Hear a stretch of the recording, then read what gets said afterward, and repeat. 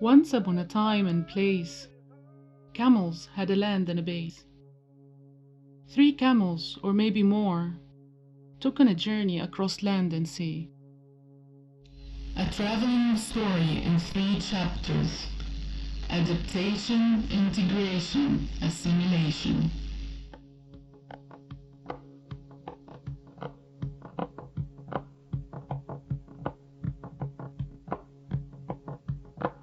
I read somewhere that camels originated in North America some 45 million years ago. They lived all the way up to Canada's northmost territory, now home to polar bears and grey wolves. Unlike what you might think, they were far from feeling out of place.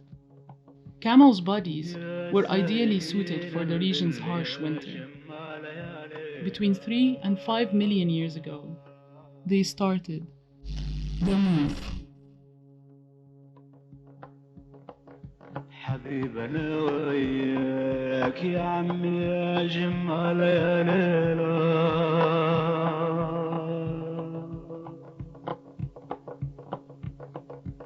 يا سايقين البل يا جمال يا ليلى ويا ليلى يا ليلى والله جننتين يا ليلى. Crossing the Bering Land bridge to Eurasia and eventually migrating south, they started by losing their fur and slowly adapting to the heat. It wasn't long before they had to move again. Cairo, Amsterdam. A short trip, but somehow only the shadows made it here. The 3 degrees of an immigrant's entry into the host society: adaptation, integration, assimilation.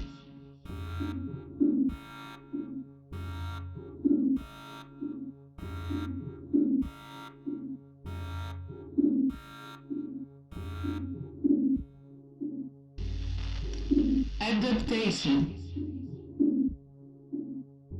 A shadow. A body interacting to the surrounding light. A shadow. A copy of the self, lighter and less detailed.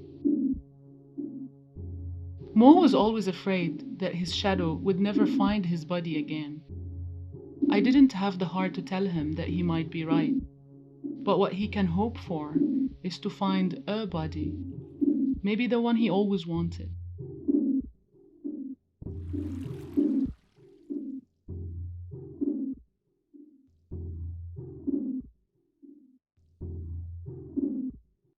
Let me tell you about Sinbad, the other forgotten Sinbad, said Mo. Sinbad the porter, not Sinbad the sailor.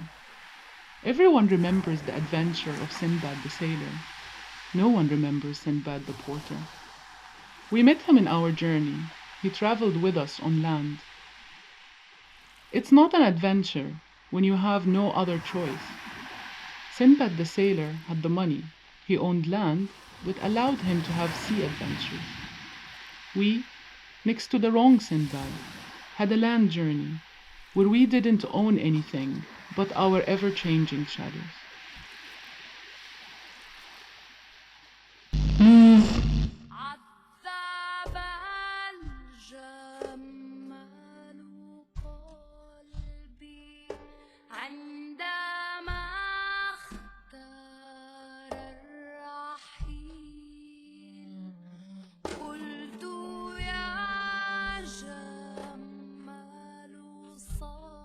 Integration.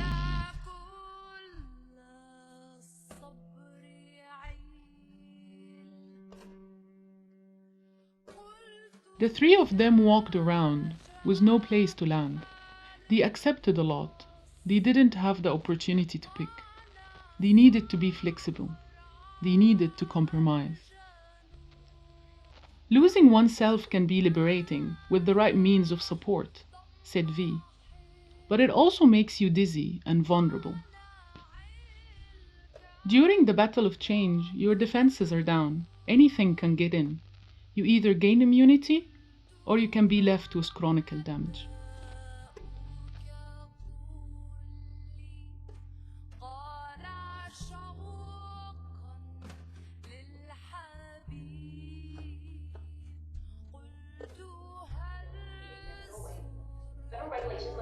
passenger to one carry-on item and one personal item, which must be stowed directly under the seat in front of you or an overhead compartment. Should you have more than one carry-on item, please see a gauge for assistance. Federal aviation regulations requires passengers in emergency exit rows to be at least 15 years of age and willing to assist in an unlikely event of an emergency. If you do not meet these requirements, please see a Gauge Airways aviation at this time. As a reminder, all flights are non-smoking. Have a wonderful day. Knowledge is nothing but a story. Identity is nothing but a story. The self is nothing but a story. And movement is nothing but a story. And the moving story has a never-ending identity. Life is about change. Only the dead have fixed identity. Ment once told me that self-doubt is the hardest. Looking in the mirror or in your new friend's eyes and not recognizing the new person you have become. I wonder what's the magic of childhood, that we shape our illusionary selves from the fragments of its memories.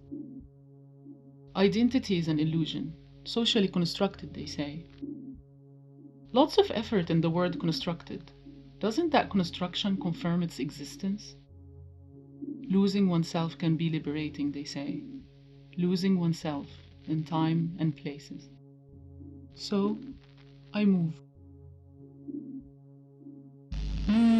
Met de immigratie- en naturalisatiedienst. Door omstandigheden kunnen wij u momenteel niet te woord staan. Belt u alstublieft later terug. Bezoek voor informatie onze website ind.nl. U kunt hier ook online een aanvraag indienen. Wilt u een IND-loket bezoeken? Maak dan een afspraak via onze online afsprakenplanner op ind.nl/afspraken. De verbinding wordt nu verbroken.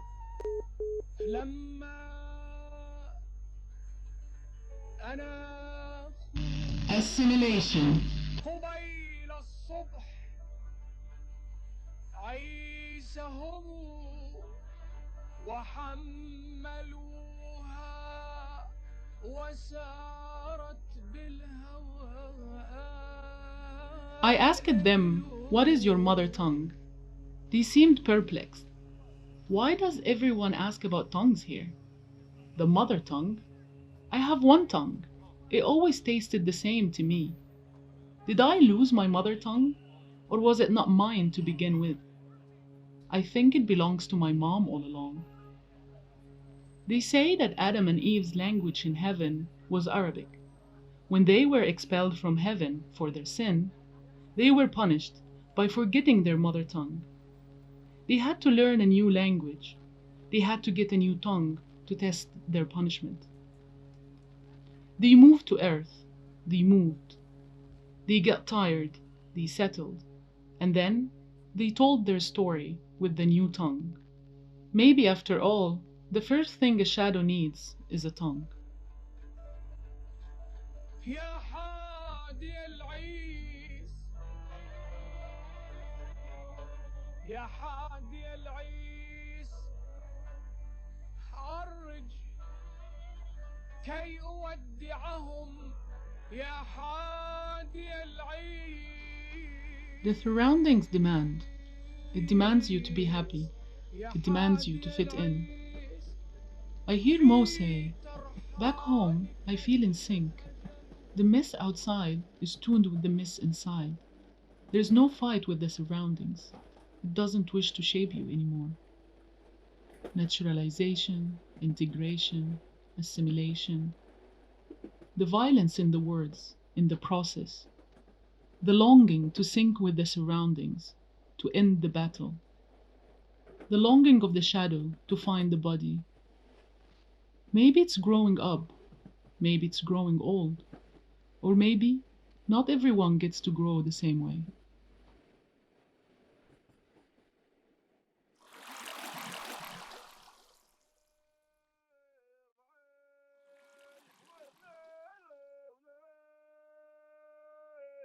I learned somewhere that scientists believe that the wide, flat feet that are useful for walking on sand could also have been useful for walking on snow.